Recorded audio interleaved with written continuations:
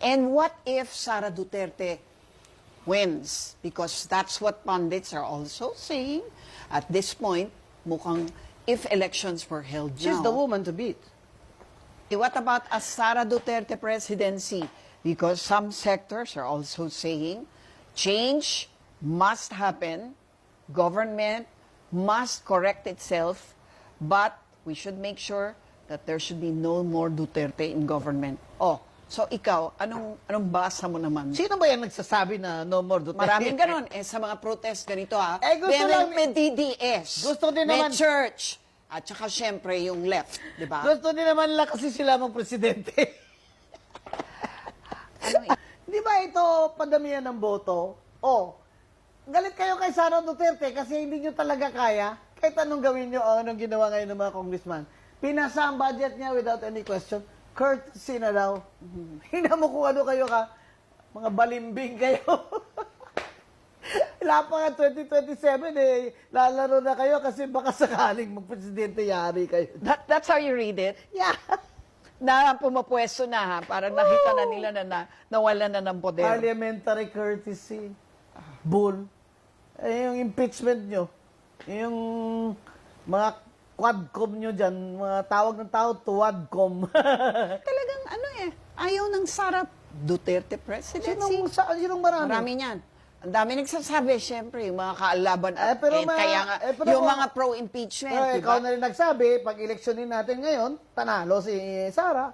Would that be a bad thing to No. happen? Why should it be a bad thing? Because they're saying that much of the theft happened during the time of the Where Duterte is it? administration. Then put it there in the investigation. Where is it? Well, ICI pa lang ang mag-establish na. Ah. But we're saying, di ba, moving Alam forward, mo, ang hirap- parang are we going to vote the same people in Ang hirap naman government na kasi nakikita ng araw na I'm just mouthing what people are saying. Hanapan nyo naman ng corruption ng mga Duterte na hindi nyo muna unahin itong mga congressman ngayon na sure na meron ng mga contractors at engineers na sinusuka na yung alam nila.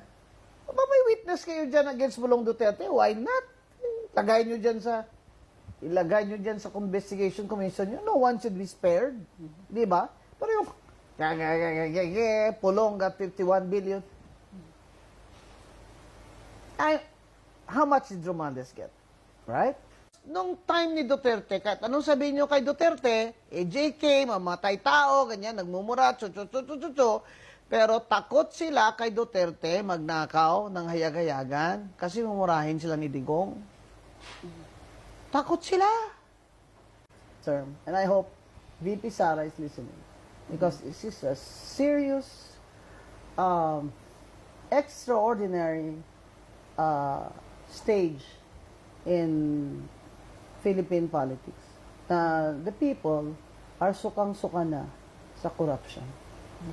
And she has the character na matatakot din yung mga tao niya sa kanya na mangungurakot sila.